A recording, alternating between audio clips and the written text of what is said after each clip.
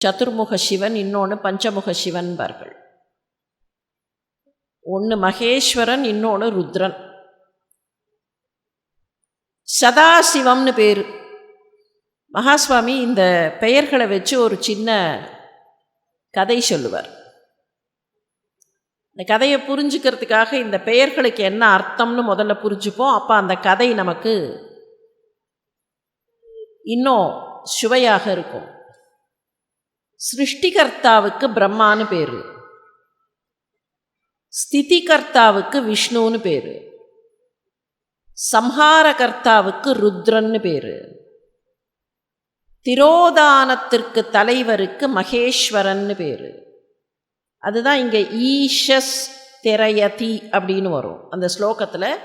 ஈஷன், ஈஷஸ் திரயதி, அவர் மறைக்கிறார், ஈஷனாக இருப்பவர் மறைக்கிறார், அதுதான் மகேஸ்வரன்.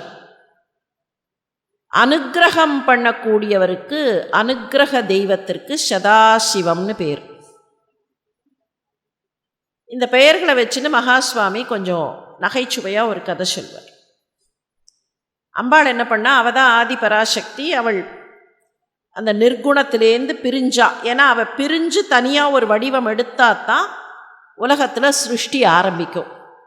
அதனால் அவள் அப்படி பிரிஞ்சு வந்து இப்படி பார்த்தா சிருஷ்டி எல்லாம் பண்ணணும், சிருஷ்டியை ஆரம்பிக்கணும். She is not different from Sivam. ஆனால் சில பர்பஸஸ்க்கு நீங்கள் பிரிஞ்சு வந்தால் தான் சிலவற்றை செய்ய முடியும். அப்படி பிரிஞ்சு வரலைன்னா சில விஷயங்களை செய்ய முடியாது. அதனால் அந்த சிவத்துக்கிட்டேருந்து அவள் அப்படி பிரிஞ்சு வந்து தனியாக நின்னா, ஒரு பெண் வடிவமாக நின்னா, அப்போ மிச்சம் இருக்கிற சிவம் ஆண் வடிவம் கொண்டது. இது ரெண்டும் ஒன்று தான். இது ரெண்டும் சேர்ந்தால் தான் மொத்தமாக முழுசாக இருக்கும். இந்த பெண் வடிவத்தில் அவள் வந்து இப்படி ஆதி பராசக்தியாக நின்றுட்டு 5 தொழில்கள் நடக்கணும். அப்போ தான் இந்த லோகத்தில் எல்லா விஷயங்களும் உருவாகும். அப்போ 5 விஷயங்கள் நடக்கணும்ப்பா. 5 போர்ட்ஃபோலியோஸை வச்சுட்டு அங்கே 5 பேர் நிற்கிறீர்களே வாருங்கள் அப்படின்னு கூப்பிட்டா. ஷியஸ் அவ அந்த 5 பேரை உருவாக்கி இருக்கிறாள். 5 பேர் வாருங்கள்ப்பா அப்படின்னு கூப்பிட்டு ஒவ்வொருத்தருக்கும் ஒவ்வொரு போர்ட்ஃபோலியோ, இந்தா நீ இந்த டப்பா எடுத்துக்கோ, நீ இந்த பெட்டி எடுத்துக்கோ, நீ இந்த டப்பா எடுத்துக்கோ அப்படின்னு நம்ம சொல்லுவோம் இல்லையா. சில சமயத்தில் அலோகேஷன் ஆஃப் ஒர்க்கில் அப்படி கூப்பிடுறான். முதல்ல ஒருத்தர் வந்து நின்னார். உங்கள் பேர் என்ன? பிரம்மா. சரி, உங்கள் வேலை என்னன்னு தெரியுமா? தெரியுமா, சிருஷ்டி பண்ணணும். சரி போங்கள், போய் சிருஷ்டியை தொடங்குங்கள். அடுத்தது விஷ்ணு. உங்கள் வேலை தெரியுமா? ஸ்திதி பண்ணணும். ரைட், அப்ரூவ்ட், கோ. அடுத்தது வந்தார். உங்கள் பேர் என்ன? ருத்ரன். என்ன பண்ணணும் தெரியுமா? சம்ஹாரம் பண்ணணும். போயிட்டு வாங்கோ, போய் பண்ணுங்கோ. 4வது வந்தார். உங்கள் பேர் என்ன? மகேஸ்வரன். அம்பாளுக்கு அப்படி துணுக்குன்னு தான். ஈஸ்வரன்னா தலைவர்னு அர்த்தம். மகேஸ்வரன் பேரே கொஞ்சம் சரியா இல்லையே. அவர் தானே ஈஸ்வரன். என்ன இருந்தாலும் தன்னுடைய பர்த்தா இல்லையா, அவர் தானே ஈஸ்வரன். அவருக்கு தானே ஈஸ்வரன்னு பேர் இருக்கணும். இவர் என்னதுக்கு ஈஸ்வரன்னு தன்னை கூப்பிட்டுக்கிறார். சரி போகட்டும் போ, வாட்ஸ் இன் அ நேம். சரிப்பா, நீ என்ன பண்ணோம் தெரியுமா? நான் மறைத்தல் தொழிலை செய்ய வேண்டும், திரோதானம் செய்ய வேண்டும், போய் பண்ணு அப்படின்னுட்டா. இருந்தாலும் மனசில் கொஞ்சம் நெருடலாக இருந்தது. என்னது இது, இவர் பாட்டுக்கு ஈஸ்வரன்னு பேர் வச்சுட்டு வந்துட்டார் அப்படின்னு சொல்லி கொஞ்சம் மனசில் நெருடலாக இருந்ததான். அப்படி அடுத்தது 5வது தொழிலுக்கான 5வது நபர் வரப்போகிறார். அவரை கூப்பிட்றதுக்கு முன்னால் அவர் அப்படி பக்கத்தில் வந்து நின்னோடனே அம்பாளுக்கு இவர் பாட்டுக்கு இன்னும் வேறு ஏதாவது இன்னும் பெருசாக ஏதாவது பேரை வச்சுட்டு போகிறார். என்னதான் வாட்ஸ் இன் அ நேம்னு சொன்னால் கூட அவருடைய பேரை பீட் பண்ணுற மாதிரி ஒரு பேரை வச்சுன்ற போகிறார் அப்படின்னு ஒரு சின்ன மனசுக்குள்ள ஒரு சந்தேகம் வந்துதான். இதுக்கு ஒரு துணை கதை சொல்லுவார் மகாஸ்வாமி. ஒரு பெரிய பண்ணையார். அந்த பண்ணையாருடைய பண்ணையில் நிறைய பேர் வேலை செய்தார்கள். எல்லாரோட பேரும் பண்ணையாருக்கு தெரியணும்னு அவசியம் இல்லைன்னா அத்தனை பேர் இருக்கிறார்கள். ஹைரார்க்கியில் அவருக்கு அடுத்தது செகண்ட் லைனில் ஒருத்தட்ட சொன்னார்னா அங்கே அப்படியே வேலை நடந்துடும். இருந்தாலும் பண்ணைக்கு புதுசாக சில ஆட்கள் வந்து, சாமி எங்களுக்கும் உங்கள் பண்ணையில் வேலைக்கு இடம் கொடுங்கள்னு கேட்டார்கள். சரிப்பா சேர்த்துக்கிறேன், என் பண்ணையில் எத்தனையோ பேர் இருக்கிறார்கள், நீயும் வா வேலைக்கு வந்து சேர்ந்துக்கோ, நீயும் இங்கேயே இரு அப்படின்னு 2-3 பேரை கூப்பிட்ட போது ஒருத்தர் வந்தார். அவருக்கு வேலை சொல்லி அந்த பக்கம் போய் அவர்கிட்ட கேட்டுக்கோ, அந்த மேனேஜர் இருப்பார், அவர்கிட்ட கேட்டுக்கோ, இந்த மேனேஜர் இருப்பார். கடைசியாக ஒருத்தர் நின்னார். எங்கேருந்து வருகிறீர்கள்? நான் ஒரு 4-5 கிராமம் தாண்டி இருக்கிற ஒரு கிராமத்துலேருந்து வரேன். சரி, பேர் என்னப்பா அப்படின்னு கேட்டார். அவர் சொன்ன பேரை கேட்டோன்னே பண்ணையாருக்கு கொஞ்சம் கஷ்டமாக இருந்தது. ஏன்னா அவர் பேரும் பண்ணையார் பேரும் ஒன்றே. ஏன்பா இந்த மாதிரி என் பேரையே வச்சுன்னு வந்து நின்னேன்னா நான் எப்படிப்பா உன்னை கூப்பிடுறது? அதனால் வேண்டாம்ப்பா, அந்த பேர் வேண்டாம், நீ போய் வேறு பேரை மாற்றிக்கோயேன். அதெல்லாம் முடியாது சாமி, எங்கள் அம்மா அப்பா வச்ச பேர், அது எப்படி நான் மாற்றிப்பேன்? இல்லைப்பா, உங்கள் அம்மா அப்பாட்ட போய் கொஞ்சம் சொல்லுப்பா, நான் சொன்னேன்னு கொஞ்சம் போய் சொல்லுப்பா.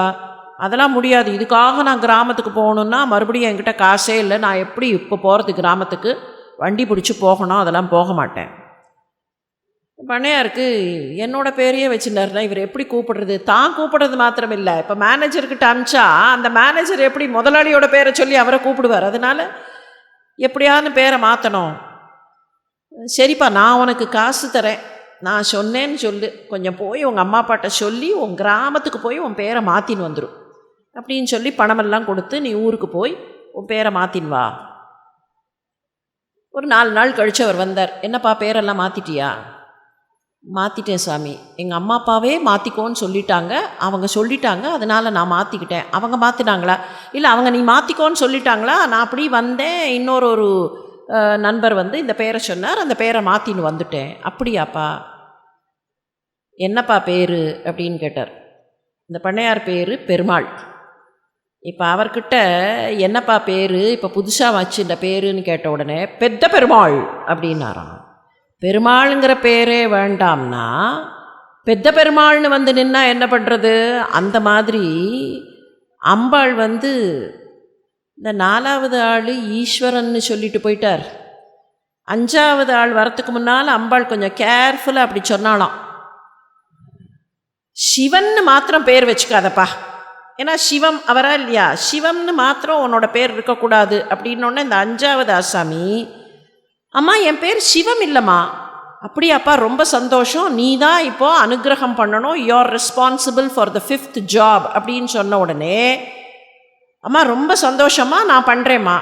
சரிப்பா, என்ன இருந்தாலும் உன் பேர் என்னன்னு சொல்லு. சதாசிவம் அப்படின்னு சொன்னால் சதாசிவம்னு பேரை வச்சுண்டுட்டார். என்ன பண்ணுறதும்பார் மகாஸ்வாமி. அனுகிரகம் செய்யக்கூடியவருக்கு சதாசிவம் என்று திருநாமம். ஏன் அந்த மாதிரி ஒரு படம் நாம் பார்க்குறோம் அப்படின்னு சொன்னால், அம்பாள் இந்த 5 தொழில்களையும் நிர்வகிக்கிறாள். அவள்தான் அனுகிரகதா. இருந்தாலும் இந்த 5ஐயும் 5 போர்ட்ஃபோலியோஸ் கொடுத்து அவள் நிர்வகிக்கிறாள். அம்பாளை பற்றி ஒரு திருநாமம் வரும், பஞ்சகிருத்திய பராயணா. அவள் யாருன்னு கேட்டால் அவதான் சிருஷ்டிகர்த்தா, அவள்தான் கோப்த்ரி, அவள்தான் ருத்ரரூபா, அவள்தான் திரோதானகரி, அவள்தான் சதாசிவ பர்யங்க நிலையா. அவள் சதாசிவமாக இருந்து அனுகிரகத்தை தரக்கூடிய அனுகிரகதா. இந்த 5ஐயும் செய்வதனால் அவள் பஞ்சகிருத்திய பராயணா, பஞ்சகிருத்தியங்களை நடத்துவிக்க கூடியவள். சிம்மாசனத்தில் உட்காந்து நடத்துகிறா அப்படின்னா ஷீ இஸ் தி எம்ப்ரஸ். அவளுடைய சிம்மாசனத்தில் ஒரு கால் சிருஷ்டியினால் பிரம்மா, இன்னொரு கால் ஸ்திதியினால் விஷ்ணு, இன்னொரு கால் மகேஸ்வரன், அதுக்கு முன்னால் ருத்ரன். ருத்ரனும் மகேஸ்வரனும் இருக்கிறார்கள். அதை சிவம் அப்படின்னு கன்ஃபியூஸ் பண்ணும்போது தான் நமக்கு என்ன 2 கால் சிவமாக இருக்கே, அப்புறம் சிவனும் படுத்துன்னு இருக்கார். இல்லை, இந்த சதாசிவத்தை காட்டுவதற்காக அந்த காலப்போக்கில் வந்ததில் அதையும் சிவனாகவே காட்டி விடுகிறார்கள். சதாசிவ பர்யங்க நிலையா. இது ஒன்றும் இல்லை, ரொம்ப அழகான ஒரு சிம்பாலிசம். பெரியோர்களே, மகாஸ்வாமி எப்போதும் சொல்கிற ஒரு விஷயத்தை நாம் நினச்சி பார்க்கணும். இந்த புராண கதைகளுக்குள்ளே, நம்முடைய சாஸ்திரங்கள் சொல்லக்கூடிய பல விஷயங்களுக்குள்ளே நிறைய சிம்பாலிசம் இருக்குது. அந்த சிம்பாலிசத்தை நாம் அனர்த் பண்ணி அதை புரிஞ்சுக்கலன்னு சொன்னால் ஏதோ போகிற போக்கில் நமக்கு சில விஷயங்கள் தவறாகவே தென்பட்டுவிடும், இல்லைன்னா குழப்பமாக இருக்கும். என்ன இப்படி இருக்கே, இது சரியாக வரலையே அப்படிமோ. அதுக்குள்ளே இருக்கிறது அந்த சிம்பாலிசம். ஒரு ஆட்சி நடக்கிறது, ஒரு ரூல் நடக்கிறது அப்படின்னா அந்த ruler or the emperor or the empress அந்த சிம்மாசனத்தில் உட்கார்ந்தா அந்த சிம்மாசனத்துக்கு ஆதாரமாக இருப்பது அந்த தொழில்கள், அங்கே நடக்கக்கூடிய விஷயங்கள். அப்போது இந்த அண்டத்திற்கான ஆட்சி அதிகாரியாக அவ இருக்கான்னா இந்த அண்டத்தில் என்ன நடக்கணும்? சிருஷ்டி நடக்கணும், ஸ்திதி நடக்கணும், சம்ஹாரம் நடக்கணும், திரோதானம் நடக்கணும். இதெல்லாம் இல்லைன்னா அந்த ரூல் நடக்காது. அப்போ இந்த நான்கும் அந்த சிம்மாசனத்திற்கு கால்களாக இருக்க, அந்த சிம்மாசனத்தில் பீட்டம் இருக்கா இல்லையா, அது மேலே தானே உக்காந்துருக்கணும், இல்லைன்னா ஓட்ட தானே. அந்த பீட்டம் தான் சதாசிவம், அதுதான் அனுக்கிரகம். To be the base for அனுக்கிரகம். அனுக்கிரகம் நிற்கணும்னா டு ஸ்டாண்ட் அனுக்கிரகம், இந்த நாலும் தேவை. அப்போ அனுக்கிரகங்கிறது தான் அந்த சீட், அந்த பிளேட்டே அந்த அனுக்கிரகம் தான். அதுதான் சதாசிவ பர்யங்க நிலையா, அந்த பிளேட்டு மேலே உக்காண்டிருக்கா. அதை உருவகப்படுத்தி அதற்கு சதாசிவம். சக்தி நிபாதம்னு ஒரு வார்த்தை உண்டு. நிபாதம்னா கீழே விழறதுன்னு அர்த்தம். சக்தி நிபாதம்னே பேர். என்ன சக்தி நிபாதம்னு கேட்டால் சிவனுடைய அனுக்கிரகம் கீழே விழுகிறது. சிவனுடைய அனுக்கிரகத்திற்கே சக்தி நிபாதம்னு பேர். சக்தி ரூபமாகத்தான் அந்த அனுக்கிரகம் நமக்கு வருகிறது, அம்பாள் ரூபமாகத்தான் அது வருகிறது. அதனால் அம்பாளாக அந்த அனுக்கிரகம் நமக்கு வந்து விழுகிறது. அம்பாளாக உருவம் எடுத்து அதை கொண்டு வந்து அந்த அனுக்கிரகத்தை நமக்கு தருகிறாள்னு கணக்கு. அதுதான் அந்த ஒரு கணம் அவளுடைய அந்த புருவம் அசைந்தது. அப்படி அசைந்ததில் எல்லா விதமான தொழில்களும் இங்கே நடந்து கொண்டிருக்கின்றன. இதில் அம்பாளை பார்க்கும்போது அம்பாள் தன்னுடைய கரங்களில் கரும்பு வில்லையும் பஞ்சபாணங்களையும் வைத்து கொண்டிருப்பாள். இதை ஏற்கனவே பார்த்துருக்கோம். இந்த கரும்பு வில் பஞ்சபாணங்களை எல்லாம் அவள் வைத்து கொண்டிருக்கிறாள்னு சொல்லும்போது எப்படிப்பட்ட அனுக்கிரகத்தை அம்பாளும் பரமேஸ்வரரும் தருகிறார்கள் அப்படின்னு மகாஸ்வாமி சொல்றதையும் கொஞ்சம் பார்க்கணும்.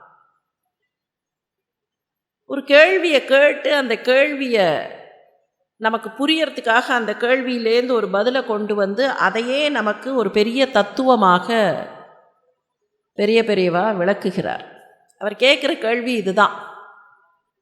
ராவணன் பெரிய சிவபக்தன் இல்லையா? வேணும்னே கேட்குறார். இந்த கேள்வி எதுக்காக கேட்குறாருன்னா அவருக்கு ராமாயணம் தெரியாதுங்கிறதெல்லாம் இல்லை. சில சமயத்தில் சில கேள்விகளை போட்டால் தான் அதுக்குள்ளே இருக்கிற விஷயத்தை நாம் புரிஞ்சுக்கிறதுக்கான பதில் கிடைக்கும். ராவணன் பெரிய சிவபக்தனாச்சே, அந்த ராவணன் இப்படி ஒரு தப்பை பண்ணியிருக்கலாமா? ஏன்னா அவனுக்கு வேதம் தெரியும், அவன் சாமகானம் இசைக்கக்கூடியவன். அப்படி இருக்கிறச்சே அவன் இந்த மாதிரி ஒரு தப்பை பண்ணியிருக்கலாமா? அதை அவர் இப்படித்தான் சொல்கிறார். ராவணன் பெரிய ஈஸ்வர பக்தன், உலகுக்கு தாயாக இருக்கிற மகாலட்சுமியை சிறைப்படுத்தியவனாக அவன் தோன்றினாலும் அதனுடைய தத்துவம் வேறு, அதை புரிந்து கொள்ள வேண்டும். அவனை போய் எப்படி ஈஸ்வர பக்தன்னு சொல்கிறது? அவன் பெரிய அபவாதம் பண்ணிட்டானே அப்படின்னு நமக்கு ஒரு சந்தேகம் வரும். அதை நல்ல விதமாக பார்த்து ஒரு சமாதானம் நாம் கொள்ளலாம், அதற்கு ஒரு சமாதானம் உண்டு அப்படின்னு சொல்கிறார். ராமனுடைய நிறம் என்ன? கருநீல நிறம், இல்லைன்னா பச்சை நிறம், கரும்பச்சை நிறம். அம்பாளுடைய நிறம் என்ன? கரும்பச்சை நிறம். இன்னும் சொல்லப்போனால் மகாஸ்வாமி தான் இன்னொரு இடத்துல சொல்லுவார், அம்பாளுக்கு நாராயணின்னு ஒரு பேர் உண்டு. நீங்கள் சாதாரணமாக பார்த்தா ஆணுக்கு என்ன பெயரோ அதனுடைய பெண்பால் பெயர் பெண்ணுக்கு வரும்.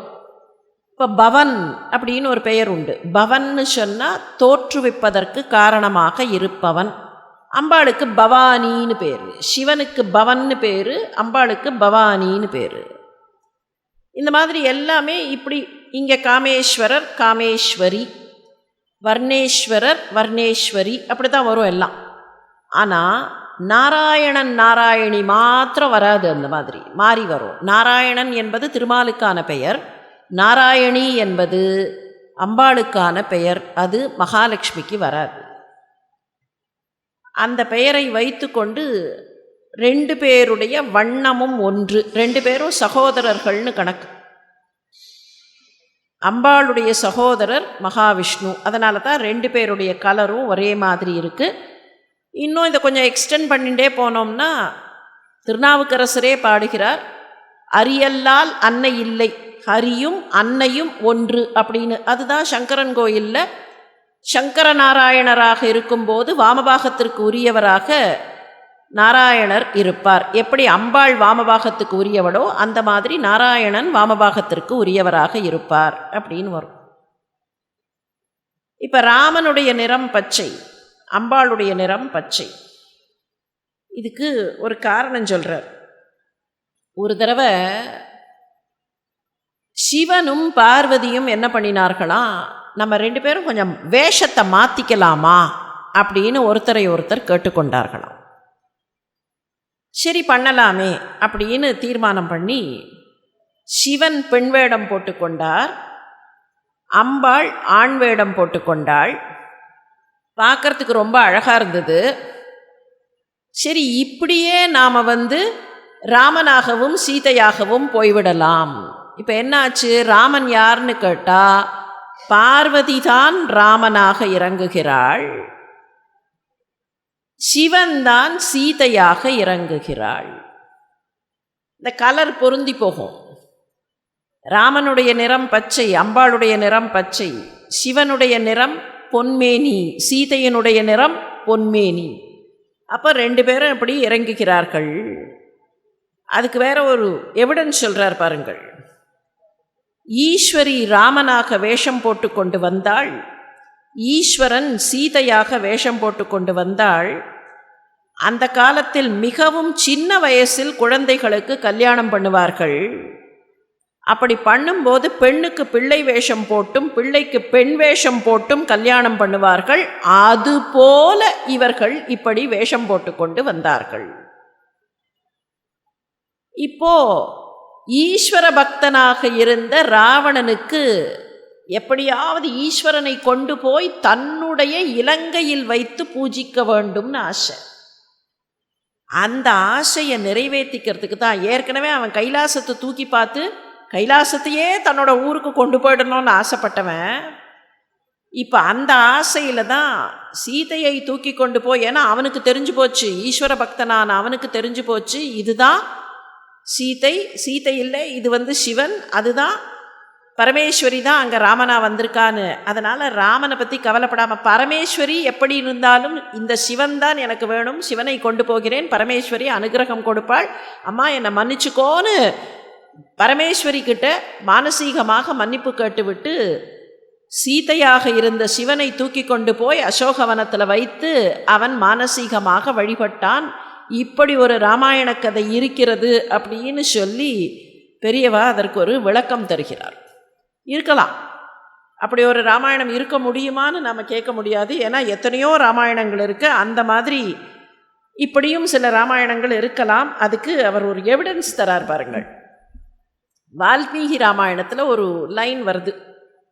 காட்டுக்கு புறப்படணும், ராமன் நான் காட்டுக்கு போகிறேன், நீ மாத்திரம் இங்கேயே இரு அப்படின்னு சீதை கிட்ட சொல்கிறச்சே நானும் வரேங்கிறா.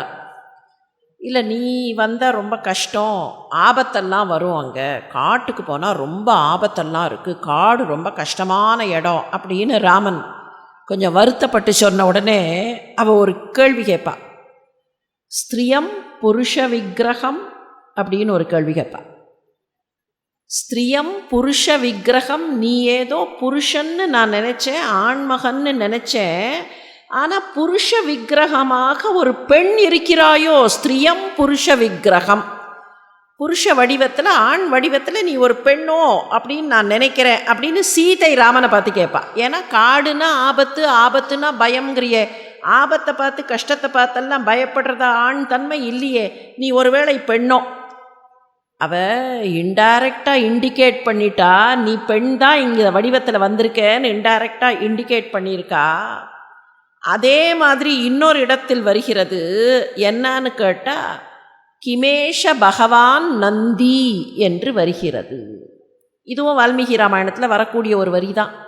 கிமேஷ பகவான் நந்தி. அந்த நந்தி யாருன்னு கேட்டால் ஆஞ்சநேயர் தான் நந்திகேஸ்வரர். நந்திகேஸ்வரர் தான் ஆஞ்சநேயராக வந்தார். சிவனும் பார்வதியும் இப்படி வந்தார்கள். எனவே நந்திகேஸ்வரர் ஆஞ்சநேயராக வந்தார். ராமனும் சீதையும் ஆஞ்சநேயரும் வேஷம் போட்டு வந்தாலும் இவர்கள் பார்வதியும் பரமேஸ்வரனும் நந்தி பகவானுமே. ஈஸ்வரனை இலங்கைக்கு கொண்டு போக முதலில் பண்ணின முயற்சி ராவணனுக்கு தோற்றுவிட்டது. இப்போது உலகத்துக்கு காமியாக பெரிய அபச்சாரத்தை பண்ணினவன் போல தூக்கி கொண்டு போய்விட்டான். சாக்ஷாத் பராசக்தி தான் ஸ்ரீராமன் அப்படின்னு இந்த கதையை எதற்காக இதை சொல்கிறார்னா, பக்தி அப்படிங்கிறது மானசீகமாக இருந்தால் கூட பரமேஸ்வரி அதை ஏற்றுக்கொள்வாள். அந்த பரமேஸ்வரி தான் அதற்கு பின்னர் அனுக்கிரகம் பண்ணி அந்த ராவணனை கூட மன்னித்து விடலாம்னு ராமன் நினைத்ததற்கு காரணம் அந்த பரமேஸ்வரியின் அனுக்கிரகம்னு சொல்லி, பரமேஸ்வரி மன்மதனுக்கும் அப்படி அனுக்கிரகம் பண்ணினாள். அம்பாளுடைய கையில்